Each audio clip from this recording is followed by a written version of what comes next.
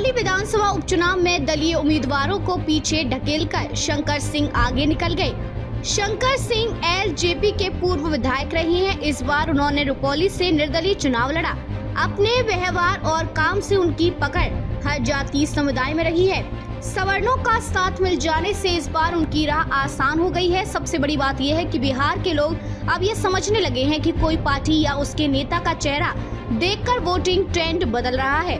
चुनावी रणनीतिकार से जन स्वराज के संस्थापक के रूप में उभरे प्रशांत किशोर भी यही बात कहते रहे हैं। हालांकि उनके निशाने पर लालू परिवार और नीतीश कुमार अधिक रहते हैं, लेकिन वे इशारों में भाजपा से भी पंगा लेते नजर आते हैं। रुपौली विधानसभा सीट से उपचुनाव जीते निर्दलीय शंकर सिंह को प्रशांत किशोर का समर्थन भी बताया जा रहा है। अगर यह बात सच है तो मानना पड़ेगा कि प्रशांत किशोर की योजना आहिस्ता आहिस्ता आकार लेने लगी है। प्रशांत किशोर की जन स्वराज यात्रा शुरू होने के साल भर बाद हुए सारण शिक्षक निर्वाचन क्षेत्र से जन स्वराज पार्टी समर्थित निर्दलीय प्रत्याशी आफाक अहमद चुनाव जीत गए थे।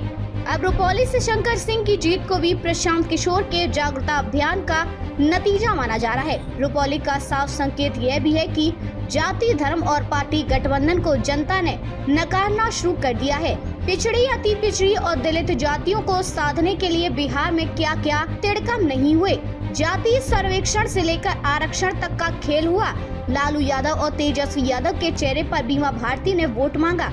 जिस आरजेडी ने लोकसभा चुनाव में पप्पू यादव को पूर्णिया में हराने के लिए खुन्नस में न सिर्फ बीमा भारती को अपना उम्मीदवार बनाया, बल्कि उन्हें हारने के लिए तेजस्वी ने एनडीए को वोट देने की अपील कर दी। उसी आरजेडी उम्मीदवार के साथ पप्पू ने सहानुभूति दिखाई। इसके बावजूद बीमा भारती पूर्णिया की तरह ही रुपौली में भी तीसरे स्थान पर चली गई। जन स्वराज पार्टी के नेता प्रशांत किशोर कहते हैं कि जाति, धर्म, अगड़े पिछड़े और लालू नीतीश के चेहरे को देखकर लोग वोट करते रहे हैं। कोई अपने बच्चे का चेहरा नहीं देखता, जिसे बेहतर पढ़ाई की जरूरत है, रोजगार की आवश्यकता है और उन्हें बुनियादी सुविधाएं चाहिए। वे बार बार यही अपील करती हैं कि ऐसे दलों, गठबंधन और उनके नेताओं के झांसे में न आए। वैसे उम्मीदवारों को वोट करें जो आपका भला सोचता हो या भला करने का भरोसा दिलाए।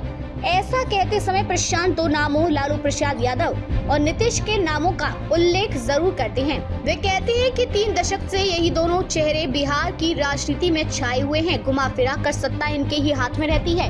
नतीजा सब देख रहे हैं। रुपौली जैसा परिणाम दलीय या गठबंधन की राजनीति करने वालों के लिए सबक है। अगर अगले साल होने वाले विधानसभा चुनाव में भी ऐसे नतीजे आ जाएं, तो किसी को आश्चर्य नहीं होना चाहिए। प्रशांत किशोर ऐसे चुनावी नतीजे के प्रति आशाविंत भी हैं। प्रशांत से सबसे अधिक भयभीत आरजेडी है, इसलिए कि उनके निशाने पर सीधे तेजस्वी यादव होते हैं। तेजस्वी यादव को आरजेडी भावी सीएम के रूप में देखता रहा है। कोई कसर नहीं रह जाए, इसलिए आरजेडी बिहार में इंडिया ब्लॉक की अलग जगाए हुए है। पर जनता अभी किसी भ्रम में नहीं दिखती। निर्णय लेने में उसे किसी तरह का प्रलोभन भी प्रभावित नहीं करता। प्रशांत किशोर इसी लीग पर चल रहे हैं और उनकी लीग पर अब बिहार की जनता भी चलती दिखाई दे रही है। कम से कम रुपौली के नतीजों ने तो यह साबित कर दिया है। अति पिछड़ी जातियों के बाहुल्य वाले इलाके में किसी सवर्ण और निर्दलीय की जीत तो यही साबित करती है।